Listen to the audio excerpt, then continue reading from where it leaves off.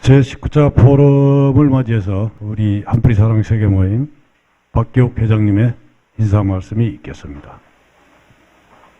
시간들이 조금 촉박한 관계로 회장님과 우리 이사장님, 이 고문님 간단한 인사로 가름을 하겠습니다.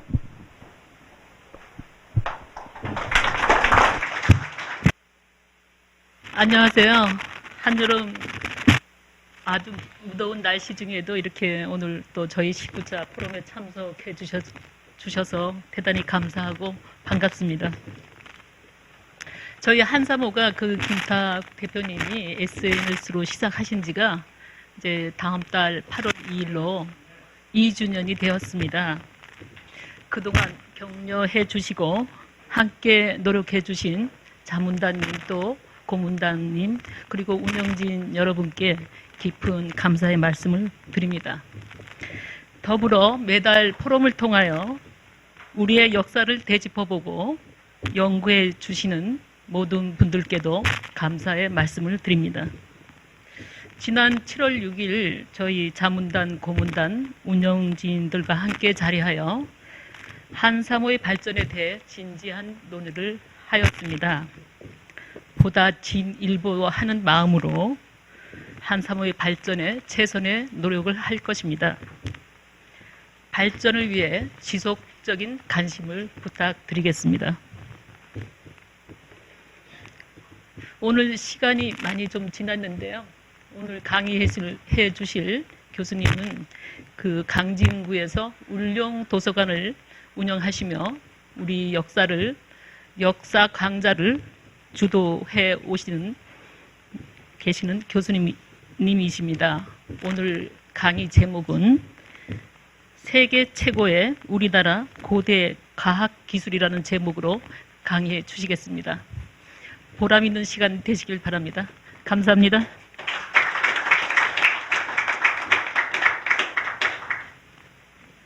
예, 감사합니다. 노태구 이사장님 인사 좀. 예. 김호일 상임고문님 오랜만에 한 말씀. 예, 간단히 한 말씀 해주시죠. 예. 격려서로, 예.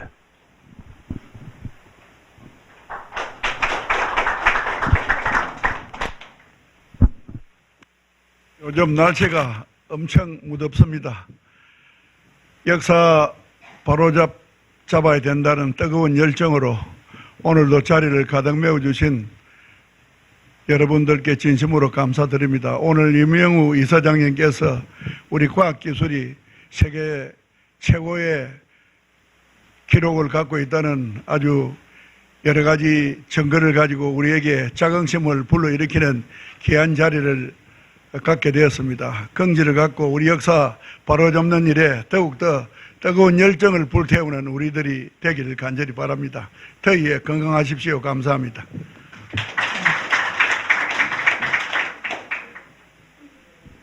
이제 김호일 상임고문님 간단한 인사 말씀 감사드리겠습니다.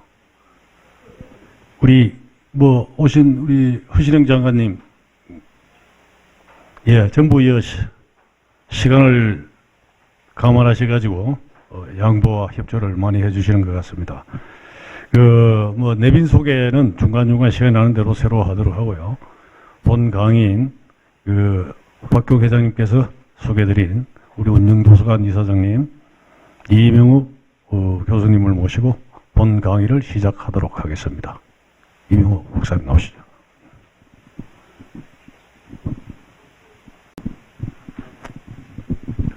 예, 안녕하세요. 이 노태구 이사장님하고 박기옥 회장님이 또 여러 회원님들이 이렇게 저를 초청해 주셔서 정말 감사드립니다. 예, 저는 사실 역사를 전공하지 않았습니다. 전자공학을 전공했는데 제가 그동안 이제 사업을 하면서 역사에 굉장히 관심이 많았습니다. 근데 몇 년 전부터 이제 역사 좀 공부를 해야겠다 해서 제가 역사를 여러 가지 공부하고 유물, 특히 이제 박물관 이런 데 돌아다니면서 보다 보니까 우리나라 유물들이 고조선 시대부터 조선까지 굉장히 그 세계 최고의 또 최첨단의 기술을 갖고 있다는 걸 알았습니다. 그래서 제가 그동안 이제 한 2년 동안 좀 공부하고 연구해서 우리 과학기술 비밀이라는 이런 책을 써갖고 올 1월 달에 출간을 했습니다. 지금 강의하는 거는 이 책 내용을 이제 중점적으로 요약해서 이렇게 한 겁니다. 이제 그 말씀드릴 순서는 고대 과학기술이 어떤 것이 있는가 이런 개요를 좀 말씀드리고요. 실제 유물로 보는 그 고대 과학기술, 이거에 대해서 아주 상세하게 좀 설명을 드리겠습니다. 그리고 과학기술 역사에 대한 어떤 교훈을 가져야 되는지 이것도 마지막으로 말씀드리겠습니다.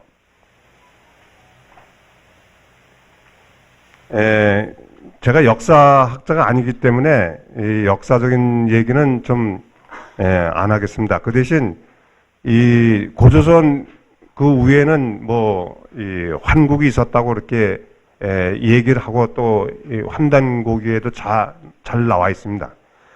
이 환국 시대에는 뭐 그 환웅천왕이, 그러니까 옛날에 우리 조상인 환인, 환웅, 단군 이렇게 내려가는데요. 환웅천왕 시대에 나라가 이제 황국이라고 합니다. 이때는 신석기, 그러니까 구석기 신석기 시대이기 때문에 주로 이제 청동기 문화를 이제 보유를 했는데요. 이때가 이제 농경사회 출현과 이제 토기를 사용했습니다. 약 한 1만 년 전부터 이제 한 3,000년 전, 3,000년 전, 한 5,000년 정도 그런 사이입니다. 그리고 이제 부족 국가가 이제 개별적으로 성립됐고요. 청동 재련 기술이 이제 좀 발달하고 청동기를 사용을 했습니다. 요거는 이제 뭐 환단고기를 천조해서 이제 맺는 건데, 우리 조상인 환웅천왕께서 다스렸던 나라가 황국인데, 이게 중앙아시아부터 해서 중국 전부, 또 이 만주부터 해서 이 한반도까지 전부 다 이 황국에 속했다고 합니다. 그리고 한국이 12개의 나라를 거느렸다고 합니다. 죄송합니다. 제가 더우니까 이거 잠깐 벗겠습니다.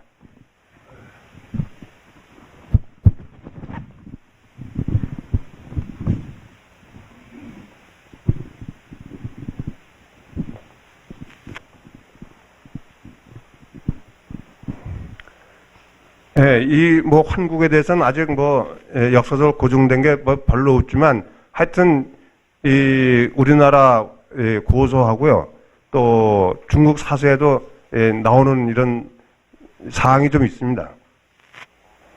그러면 우리나라 최초의 나라로 할 수 있는 고조선은 어떤 기술 문화가 갖고 있었는가? 고조선 시대에는 최첨단 청동기와 금속공예를 문화를 이제 보유하고 있었어요.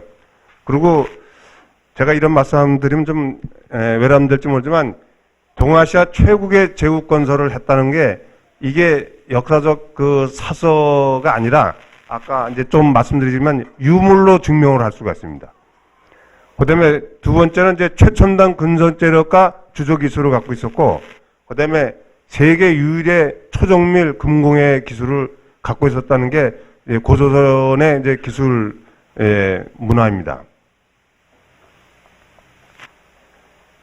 고조선이 얼마나 큰 나라였는가를, 이게 진짜 맞는지 모르겠지만, 고조선 초기 강력은, 그러니까 건국한 서기전 2333년에서 1100년까지를 이제 초기 고조선 강력으로 보는데, 이때는 이 중국의 대륙의 동쪽 거의 반을 다 차지하고, 그다음에 이제 만주부터 해서 한반도를 다 차지했다고 합니다. 이 사실 이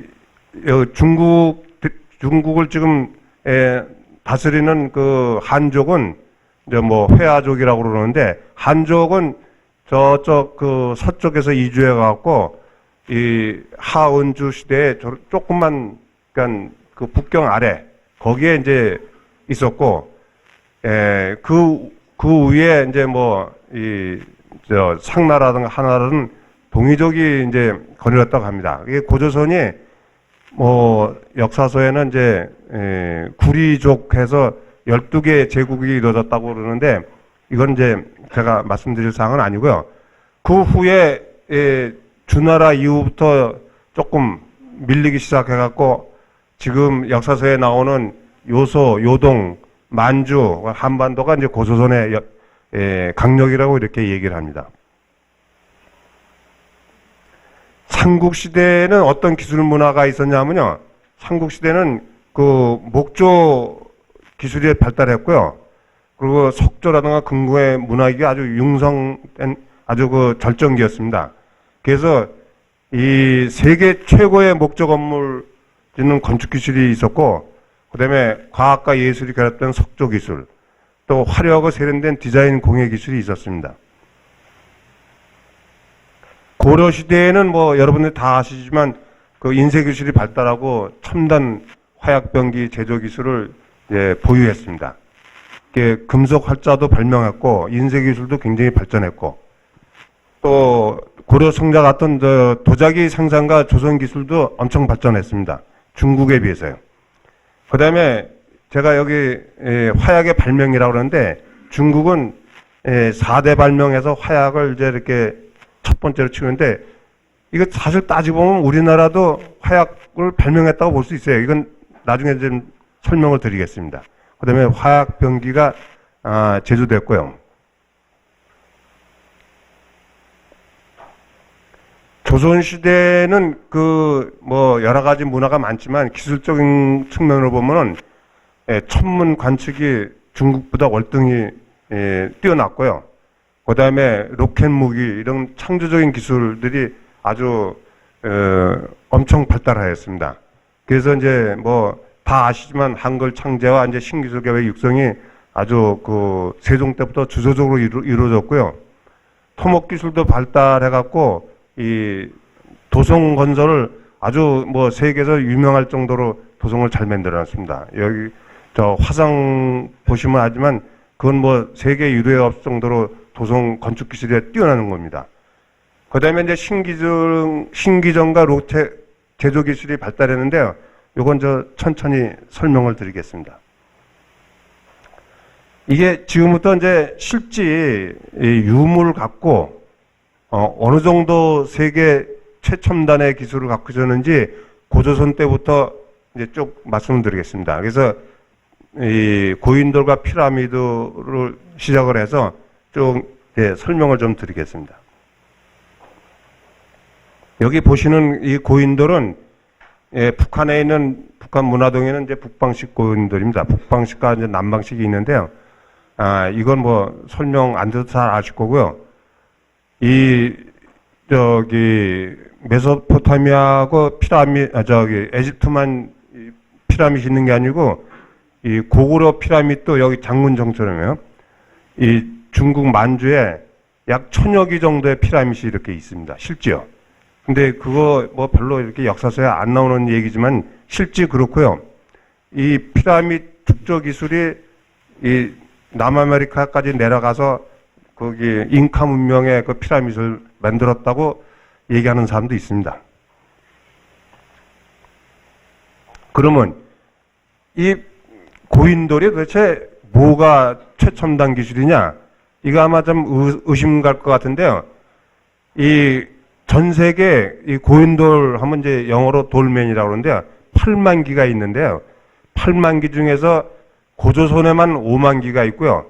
그리고 이 남북한 합쳐서 3만 기가 있습니다. 유독 고조선에만 고인돌이 있어요. 다른 나라는 없어요. 그리고 이 고인돌이 어느 정도로 크냐 하면요. 뭐 이 상판 무게가 50톤에서 300톤 정도 갑니다. 그러니까 300톤 정도의 이 돌을 갖다가요. 요렇게 한 50톤 정도의 이 다리를 심어 놓고요. 300톤을 올려 놓으려면요. 어느 정도 이제 기술이 필요하냐면요. 이 이제 다리 각을 이렇게 심어 놓고 나서 거기에 흙을 다 묻습니다. 그래갖고 경사로를 굉장히 길게 해갖고요. 300톤 같으면은 약 한 4,000명에서 5,000명이 묶어서 이 통나무 밭을 끌어올려야 됩니다. 이건 한 5, 6년 전에 그 KBS에서 한번 실험을 했어요. 100톤 갖고 이렇게 했는데 100톤 갖고 이렇게 고인돌 만들 때 약 한 1000여 명이 이렇게 달려들었다 합니다. 그러니까 300톤을 하려고 그러면 한 5,000명 정도가 있어야 되죠. 그러면 인구로 따져보면요. 그 당시 이 고조선이 몇만 개나 되는 고인돌을 만들 정도로 인력이 많이 있었다는 얘기입니다. 그리고 고조선 이 고인돌이 왜 이렇게 첨단 기술이냐 하면요. 요즘 같으면 300톤 정도면 크레인으로 들어서 올려서 놓을 텐데요. 그 당시 3,000년 전에 무슨 크레인이 있습니까? 그러니까 사람이 다 끌고 올라서 이렇게 고정을 시키는데 이게 토목기술 학자들이 얘기로는요. 이 중심축을 정확히 맞추지 못하면 흙 다 파면 그냥 무너진다는 거예요. 왜냐면 밑에 다리가 50톤 정도 얇은 이런 상태니까요. 저런 거 보십시오. 저 고창에 있는 건데요. 요런 뾰족한 에다가 150톤짜리 이렇게 올려놨는데요. 3,000년 동안 무너지지 않고 이렇게 있는 겁니다. 그러니까 그 건축 기술 측면에서 보면 대단한 겁니다.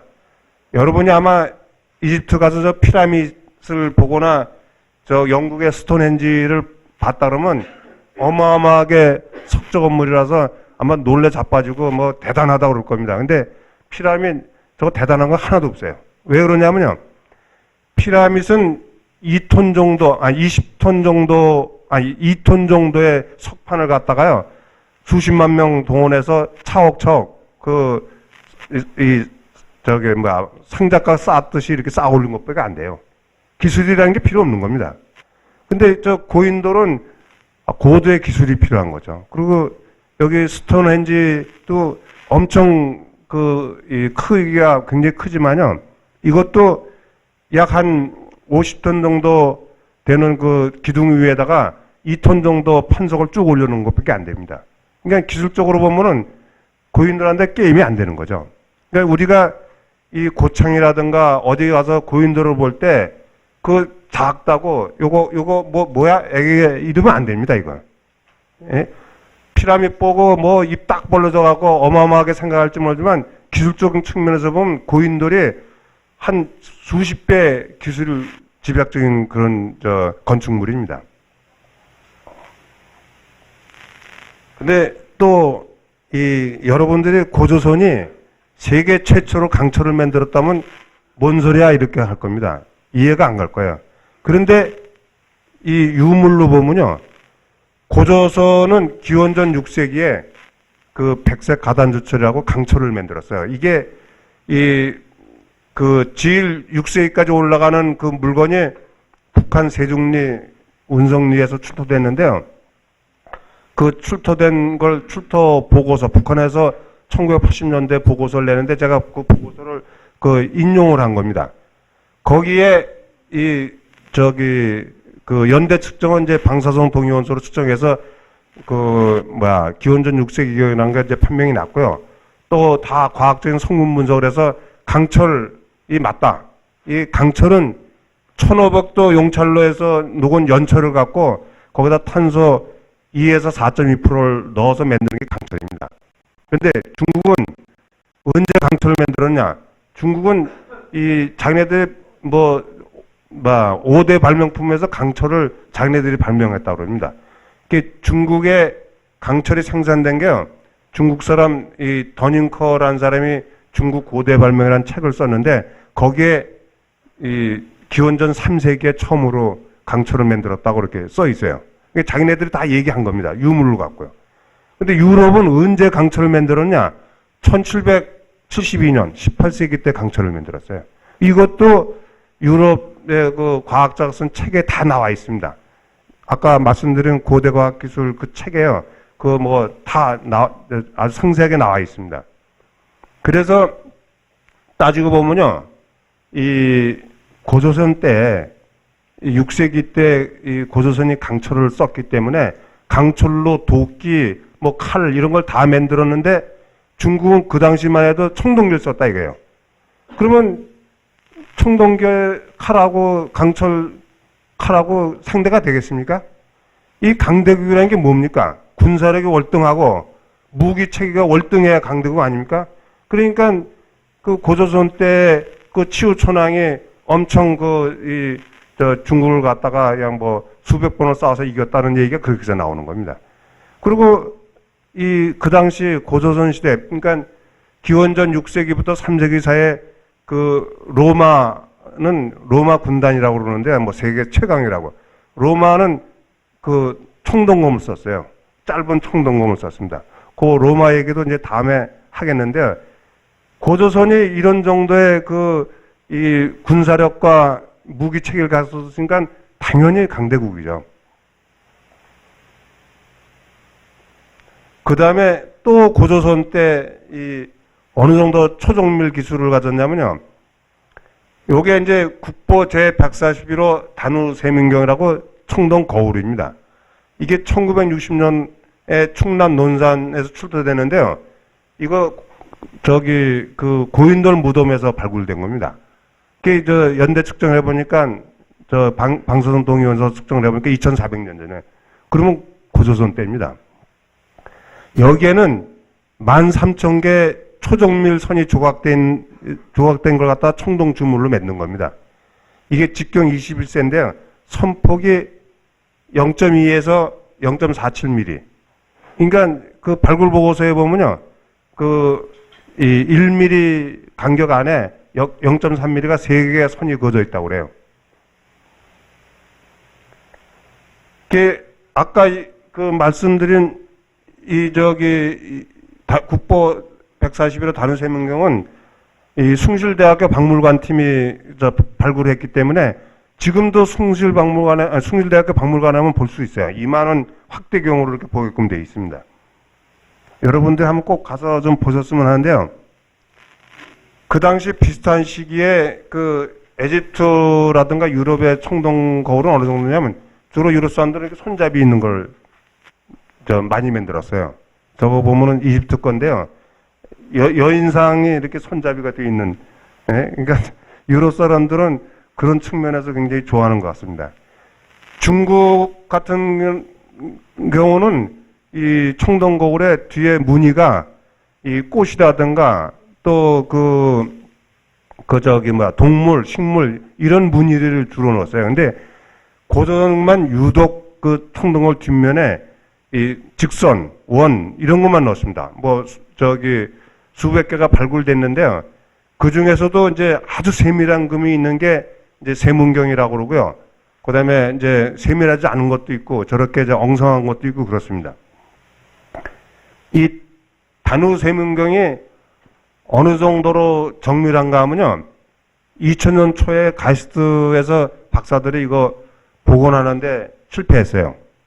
그리고 2005년도 동국대 곽동 교수팀이 복원을 성공했는데 완전 100% 복원한 게 아니고 한 95% 정도 복원했습니다. 이게 어떤 기술을 썼는지 참 이걸 복원하면서 많은 이제 박사들이 아니 어떻게 2400년 전에 확대경도 없고 확대경은 18세기에 유럽에서 처음 발명됐거든요. 확대경도 없이 이런 청동 주물을 갖다가 13,000개의 직선과 원을 이렇게 조각해갖고 이걸 주물로 떴을까? 그리고 이 기술을 어떻게 이걸 배우고 써먹었는지 이해가 안 될 정도입니다. 이게 외국 박사들이 이거 설명하면요, 우주인이 갖다 놓은 거 아니냐, 이렇게 얘기를 합니다. 이게 약 200배 확대한 겁니다. 이 컴퓨터, 문양을 갖다가 복원하는데요. 독일제 최첨단 3D 스캐너 갖고 1년 동안 걸려서 이걸 복원을 했어요. 그러니까 어느 정도로 정밀한지 아마 놀래 자빠지는 겁니다.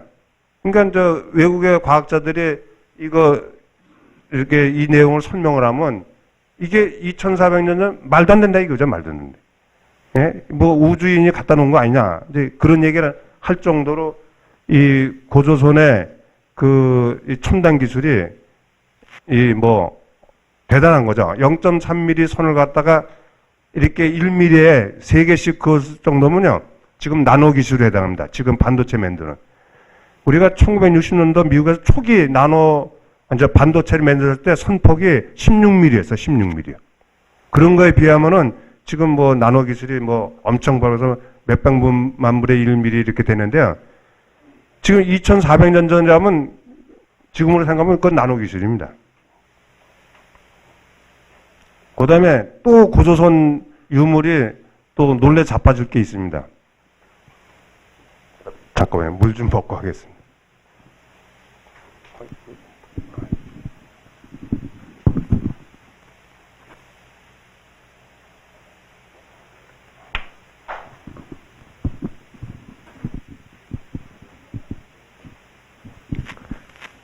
예, 이 유물은 국보 제89호 금제교구인데, 이거 그림입니다, 이거. 크기가 딱 요만해요. 근데 이거 국립박물관에 가면 상시 전시돼 있어요. 거기 전시되어 있는데 설명문도 없어요. 그냥 국보 141호, 국보 89호 금제교구. 그 말밖에 없어요. 그러니까 사람들이 국립박물관 가서 들여다봐도 이게 뭔지 모르는 겁니다. 그냥 금뻐꾸리구나. 근데 이게 1916년 평남 이제 서안리 9호분에서 출토됐는데 이게 연대 측정이가 2000년 전이었네. 그건 낭랑국이다 이거죠. 근데 이제 이게 낭랑이 한무자 설정 그 낭랑군 아니냐? 그러면 이런 이제 그건 좀 나중에 설명하고요. 이게 어떤 기술이 돼 있냐면요. 누금 세공, 타출, 옥감장 이런 금속공예 기술이 사용됐는데 요거 누금 세공이라는 거는 이제 눌러서 이렇게 세공하는 거고 타출은 두들겨서 만드는 거고 옥감정은 저기 옥을 갖다가 이렇게 파서 집어넣은 겁니다. 여기에 금알갱이가요 수백 개가 붙어 있는데 금알갱이 그 직경이 0.28에서 0.3mm입니다. 여기 외국에요 고대 히타트 제국의 제일 그 유명한 그 금의 그 제조 기술을 가졌다는 그런 나라인데요. 그 당시에 유물을 보면은 같은 시기입니다. 금알갱이가 2mm에서 3mm 정도 됩니다. 근데 우리나라 지금 금제교구 요거 보면 용의 아가리 속에 수백 개의 금구슬이 붙어 있는데 0.3mm입니다. 그러면 0.3mm 기술하고 2mm, 3mm는 어느 정도 차이가 나냐면요. 우리가 1mm 이상 금알갱이 만들려면 금을 녹여서 이렇게 이 찬물에요. 고소로 회전해서 따르면은 이 금알갱이가 생겨요. 그때 금알갱이가 보통 1mm 이상 또 그래서 보통 이제 2000년, 3000년 전에 2mm, 3mm 이 정도밖에 안 나옵니다. 근데 0.3mm를 만들려면 이제 최근에요.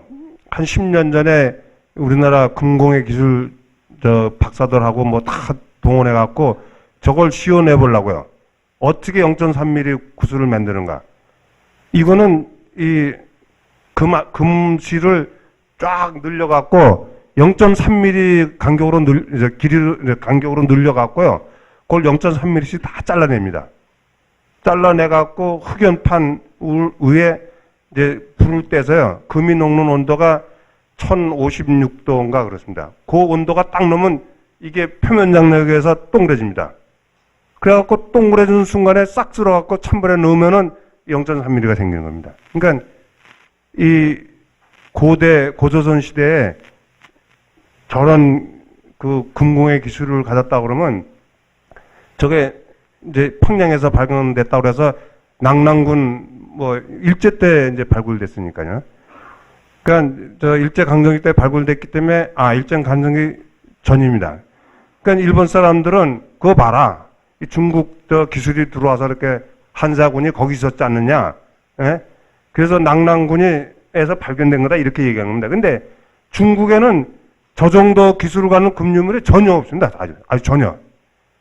1mm 이상뿐만 아니라 2, 3mm 정도밖에 안 됩니다. 그 유물을 보면. 그러면 유물로 보면은 낭랑국에서 만들었다. 이게 맞는 겁니다. 한사군이 절대 낭랑 쪽에 평양째 온 사실도 없다는 얘기입니다. 그래서 이제 이런 기술들이 이거를 이제 이 외국 사람들은 그렇게 얘기합니다.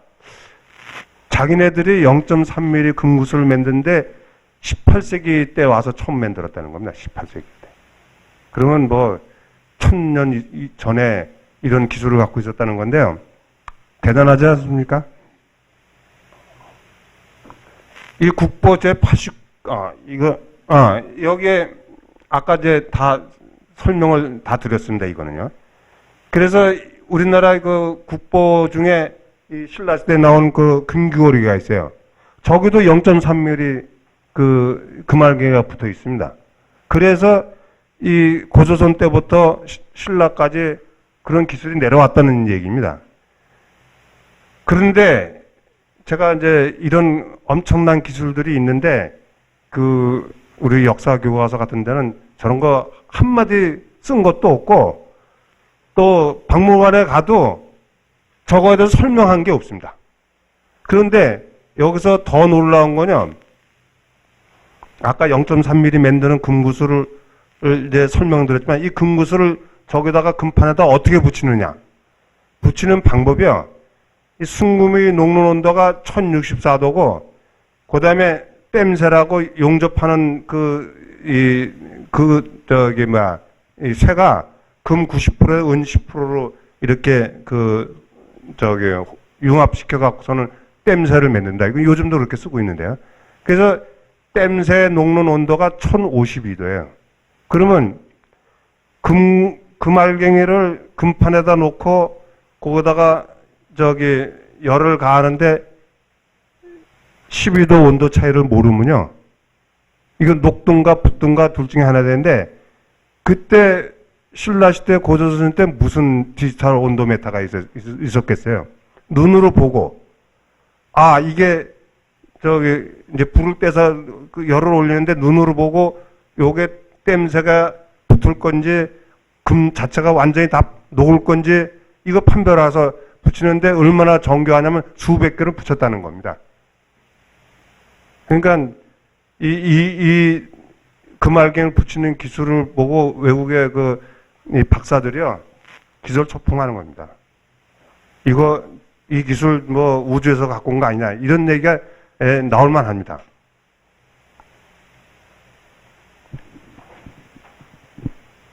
이제 고조선 얘기는 이제 그만하고요. 고구려에 대해서 얘기했는데 고구려 개마무사 군단이 얼마나 세계 최강인가를 제가 한번 이 유물과 여러 가지 이제 무기 측면에서 말씀드릴게요. 고구려의 영역은 저렇게 굉장히 고조선하고 뭐 비슷한데요.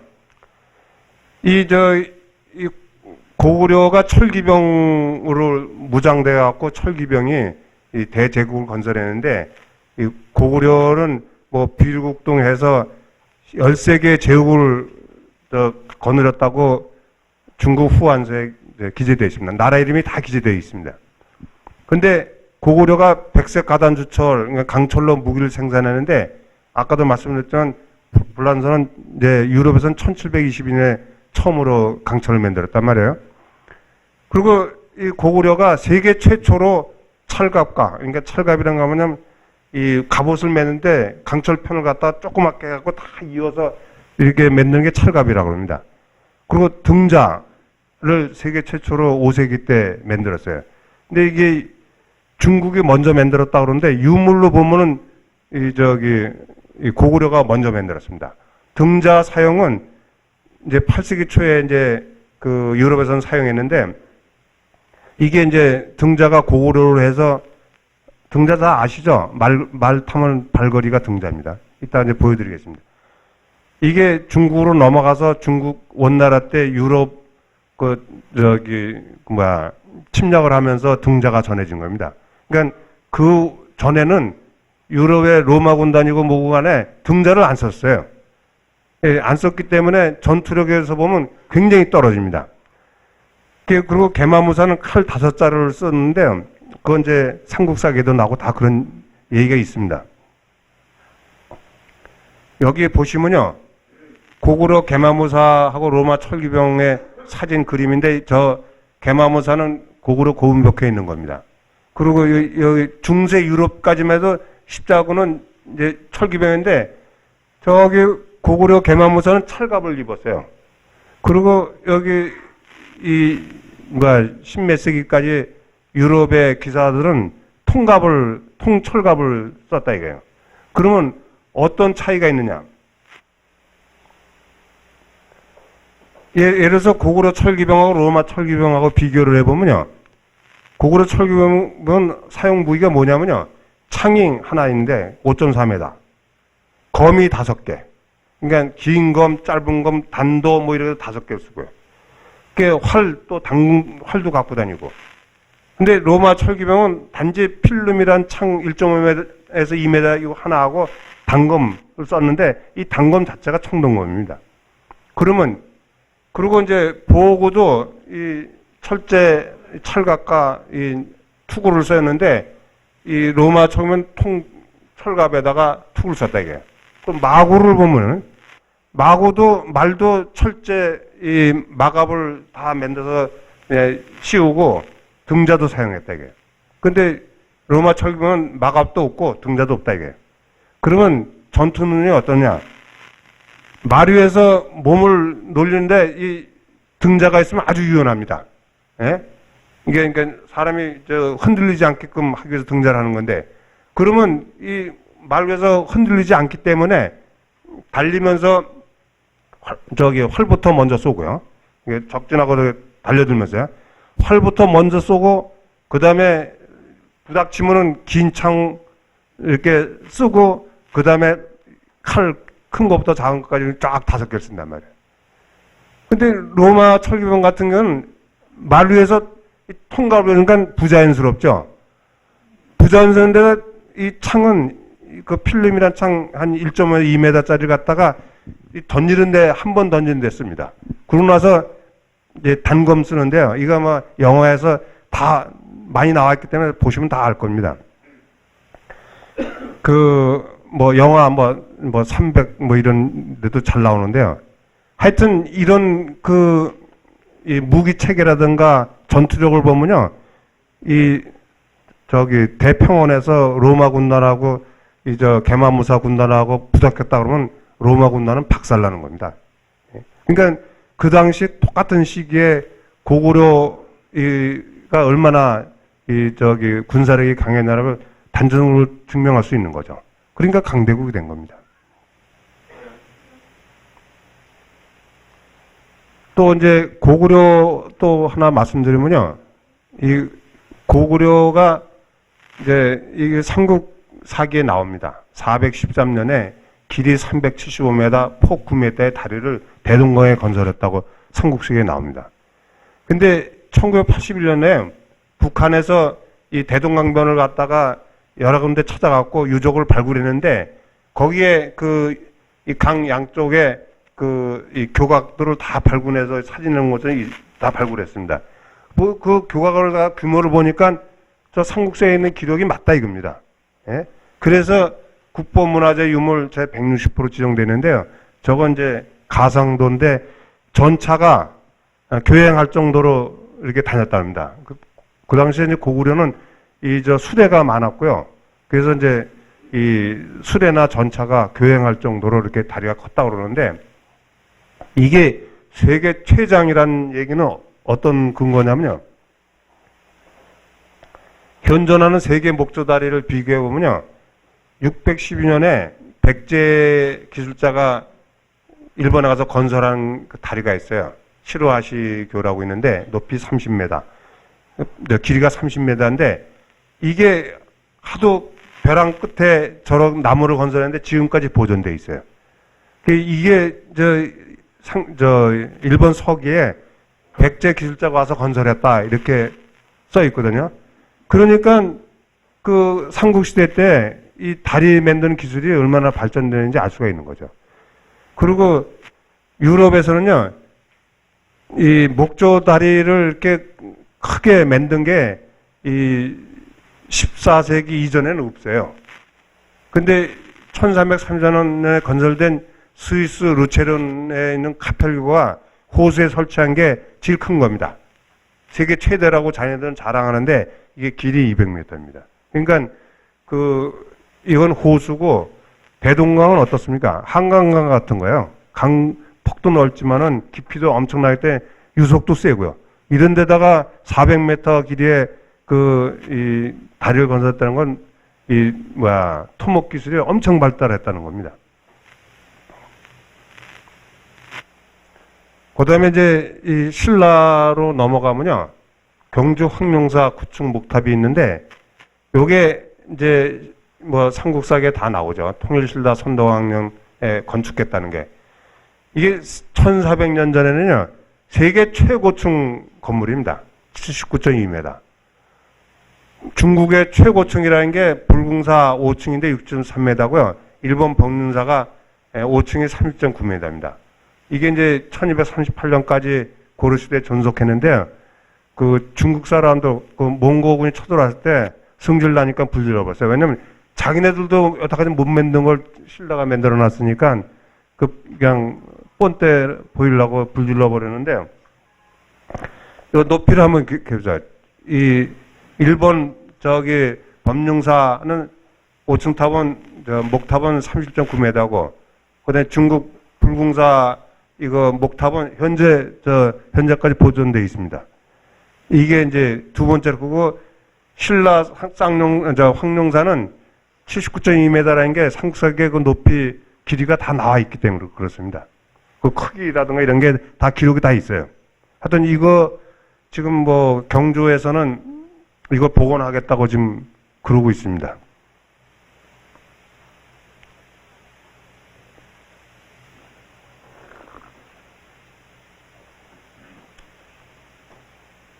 그리고 이제 삼국시대의 이 석조 기술을 보면요.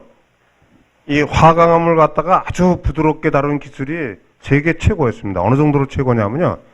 대리석, 그 다음에 사암, 제일 강도가 높은 게 이제 화강암이고, 그 다음에 사암, 그 다음에 대리석입니다. 이게 화강암하고 대리석하고 비교하면 경도가 화강암은 6.5인데 대리석은 3 정도 됩니다. 그러니까 잘 파지는 겁니다. 근데 이제 화강암은 정을 잘못 쪼면 짝짝 갈라지기 때문에 부드럽게 만들기가 참 어렵습니다. 이게 고난도 기술이 필요한 거죠.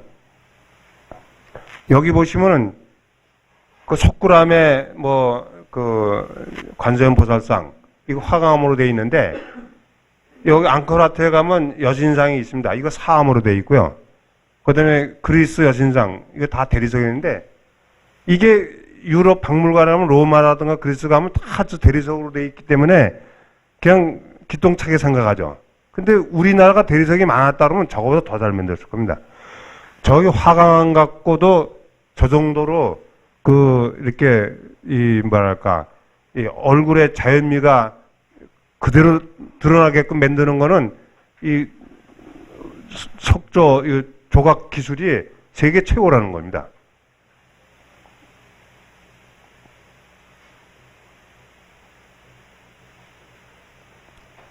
근데 이제 고려 시대 이 로켓 신기전 얘기를 좀 드리겠는데요. 고려 시대 최무선이 화약을 발명했다, 이렇게 제가 이제 얘기하고 싶은데요. 최무선이가 화약을 만들기 위해서 그 당시에 중국은 송나라 때부터 이제 이 화약이 굉장히 발달해갖고 그러는데 전혀 화약을 갖다가 이 제조 기술을 외국에 전혀 주지를 않았어요. 그래서 우리나라도 고려 때도 굉장히 화약이 필요한데, 고려사에 보면요, 몽고가 침입해서 원나라가 화약 쓴 걸 많이 알기 때문에 화약의 기술을 좀 달라고 하지는 못하고 화약을 좀 써야 되니까 화약 제조를 좀 해달라. 그래 이제 고려의 여러 왕들이 중국 송나라하고 이렇게 쭉 사신을 보내서 합니다. 그러면 거기서는 뭐라고 얘기하냐면요. 유황이고 그래서 10만 근치 재료를 보내주면은 자기네들이 만들어서 보내주겠다. 근데 가만히 생각해보면 그거 보냈다 그냥 뺏길 것 같아갖고, 그렇게 안 하고, 이 최무선이가 하여튼 이 귀동량으로 여러 상인들한테 물어보고, 한 2,000번에 걸쳐서 실험을 해보고, 이렇게 섞어서 만들어보고 이래갖고, 중국보다 더 성능 좋은 화약을 발명한 겁니다.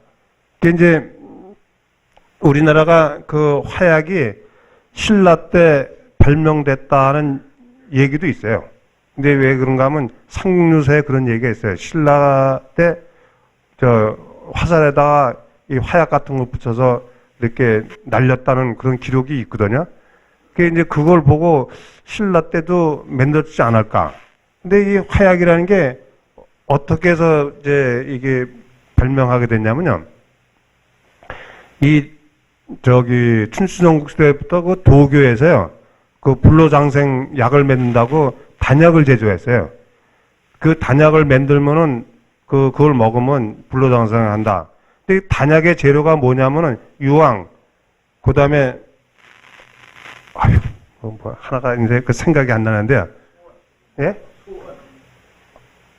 수은도 있었지만 이제 화약에 들어가는 게 뭐 하나 있습니다. 예. 하여튼 그 두 가지 약재로 해서 단약을 맺는데 수은도 물론 들어갑니다. 예. 근데 그걸로 이렇게 비벼서 끓이다 보면은 자꾸 폭발을 하거든요.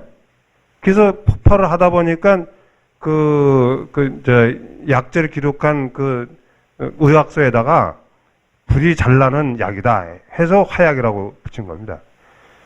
불이 잘 나는 약이라 해서 화약을 붙였는데 이게 당나라 때까지만 해도 병기로 쓰질 않았어요. 근데 이제 송나라 때 와서 가만히 보니까 이게 폭발력이 워낙 세니까 이걸 병기로 쓰면 좋겠다 해서 이제 송나라 때부터 여러 가지 이제 콩래도 만들고 그다음에 이제 그런 이 화약을 이용한 이제 병기를 만들었는데 이게 이제 원나라 때 이제 전수가 돼갖고 이제 징기스칸이 유럽 정벌할 때 이게 화약 무기를 많이 씁니다. 그것 때문에 이제 유럽에서 이제 화약을 이제 전수받게 되는데요. 우리나라도 이 고려 때 최무선이가 이제 화약을 만들었죠. 그래서 여러 화약 병기를 만들었습니다. 뭐 포도 만들고 여러 가지 했는데 왜 발명이라고 그러냐면요. 에디슨이 전구 발명했다고 그러잖아요. 에디슨은 전구 발명한 적이 없어요. 최초로 발명한 사람은 20년 전에 영국에 있는 발명가가 발명을 했는데 그거를 기사가 난 걸 읽고 그때 최초의 전등은 약 한 2, 3초 있다 얘가 딱 끊어졌단 말이에요. 불은 밝혔는데. 그래갖고선 이런 세계 최초로 이제 전구를 발명했다는 기사를 보고 에디슨이 무슨 생각했냐면요. 이게 오래 켜줄 수 있는 걸 우리가 재료를 찾아서 만들자. 그래서 수천 번에 걸쳐서 이제 실험을 해갖고 뭐 전 세계 돌아다니면서 이 재료를 이제 찾아갖고 실험을 했습니다. 그래갖고 이제 텅구스텐이라는 그 재료를 한 게 이제 전구가 된 건데요. 뭐 몇 시간 이상 이제 되는 거예요. 그러니까 세상 사람들이 다 이 전구 하면은 에디슨이 발명한 거로 생각하는데 그게 아니거든요. 또 하여튼 다른 거 예도 있는데 그런 거를 따지면요.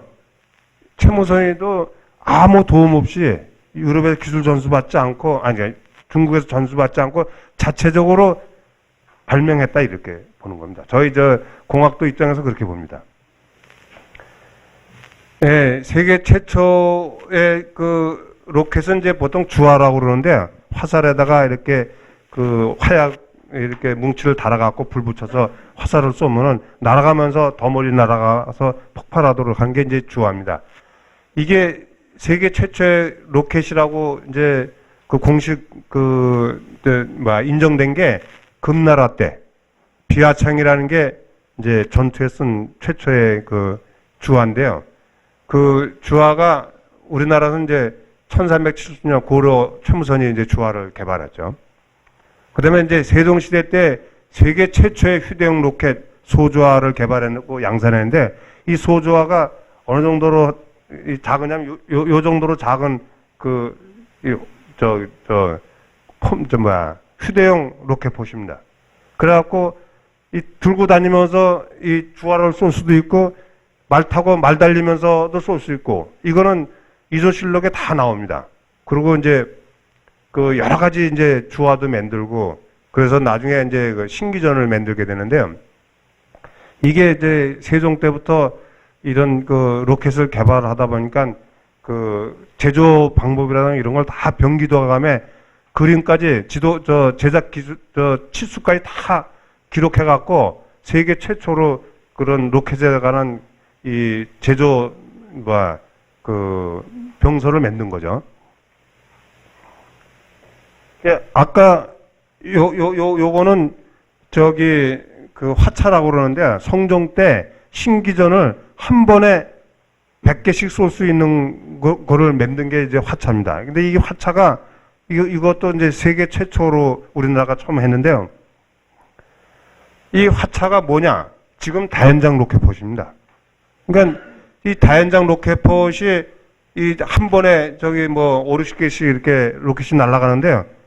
이 성종 때 이 신기전 화차는 100개씩 한 번에 날아갑니다. 그 정도로 우수한 이제 무기를 만들었기 때문에 그 다연장 로켓포트로 따지면은 우리나라가 세계 최초입니다. 이거 다연장 로켓포트 발사하는 장면 보시면요. 이거 항공우주연구원에서 그 병기도 가면은 도면 그대로 복원해 갖고 화차를 만들고 신기전을 만들었는데 발사 장면 보면요. 지금 다연장 로켓포트하고 똑같습니다. 보시면 아시겠지만 똑같습니다. 그 다음에 이 세계우주항공학회에서 공인된 것이 세계 최초의 2단 로켓을 우리나라가 만든 겁니다. 1449년. 이게 이제 그 신화 신기전이라고 그러는데 이 유럽에서는 루마니아의 이 곤드레 하스가 2단 로켓을 설계했는데 설계했다는 얘기만 있지 시험 봐서 했다는 얘기는 없습니다. 근데 이게 1529년이니까 우리나라가 100몇십 년 앞서 2단 로켓을 만든 거죠. 이게 왜 세계 최초로 공인을 받았냐면요. 병기도감에 제조 방법이 다 있고 거기 도면도 다 있고 그걸 복원해서 이렇게 했기 때문에 세계 최초로 인정받은 겁니다. 그렇다면 우리나라가 이 로켓의 종주국이 되는 겁니다. 그 다음에 이제 세계 최대의 로켓이 대신기전인데요. 이게 유럽보다 350년 앞서서 로켓을 만드는데 크기가 어느 정도냐면요. 높이가 5.6m. 이게 한 20cm 정도 이렇게 큽니다. 이런 거대한 로켓을 갖다가 만들어서 실전에 많이 썼습니다. 우리나라에서요. 근데 유럽에서는요, 1805년에 영국 콩크레그가 개발한 로켓이 4.3m입니다. 그러니까 우리가 굉장히 몇 년이에요? 350년 앞서서 거대한 로켓을 만든 겁니다. 근데 여태까지 왜 로켓 종주국이 이어오지 못하는가? 이게 참 안타까운 일입니다. 왜 그런가 하면요. 하도 조선에서 신무기를 저렇게 개발하니까 청나라에서 황제가 명해갖고 저런 거 무기 못 만들게 하라. 의도가 뭐냐? 이라고 사신을 엄청 보냈어요. 이게 이조실록에 다 나옵니다. 그래갖고 그 청나라 황제가 사신 보내갖고 엄청 겁주고 이런 거 계속 만들 거면 우리가 니들 가만 안 두겠다. 이제 침공하겠다 이거죠. 그래갖고 이 왕명으로 신기전 개발하지 말고 다 폐기 처분하라고 그랬어요. 그 다음부터 로켓을 못 만들게 된 겁니다. 그러고 나서 중국에서 청나라에서 그럼 우리는 뭐 갖고 국방력을 해야 될 거냐? 이러니까 우리가 유럽 대포, 홍위포라는 걸 갖다가 팔아줄 테니까 그거 사라. 그 유럽의 그 화포를 갖다가 청나라를 통해서 우리나라에 들어옵니다. 그래서 신기전 로켓이 다 없어지고요. 저렇게 들어오니까 그것도 이제 우리나라 대신들이 다 야합해갖고 다 돈 받고, 저 무기 받아들인 겁니다. 무기 체계를 갖다가요. 그러니까 지금하고도 똑같은 겁니다. 지금 뭐 사드오는하고 그러는데 우리가 독자적으로 못하니까 다 외국 무기 다 들여오고 그러는 거 아닙니까?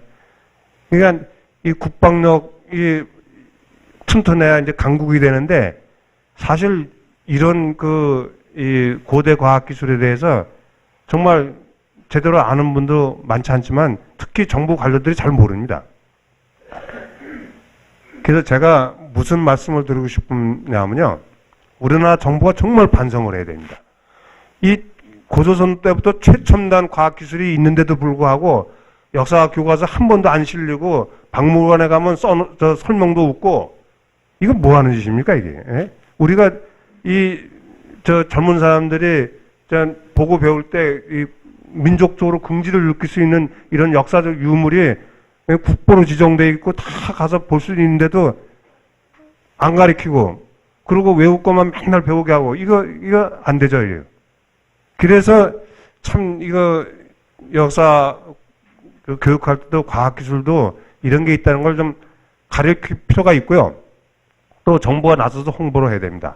이 사진은요 조선시대 때 그 해시계하고 이 나침판을 휴대용으로 요 정도 크기로 해서 갖고 다니는 제품입니다. 이거 국립박물관 가면 전시되어 있는데 그 정도로 우리나라 이 선조들이 과학기술 숭상을 했습니다.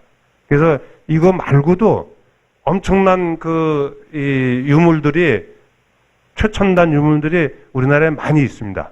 이런 덕분에 제가 왜 이런 말씀드냐면 이런 고조선 시대 나노 기술 덕분에 그 유전자가 DNA가 내려와 갖고 지금 우리나라 반도체 강국이 되지 않습니까? 그런 것처럼 이런 거 제대로 홍보하고 알리면은 우리나라가 진짜 과학기술 강국이 될 수 있습니다. 자긍심만 가지면요. 하여튼 이렇게 경청해 주셔서 감사합니다. 끝내겠습니다.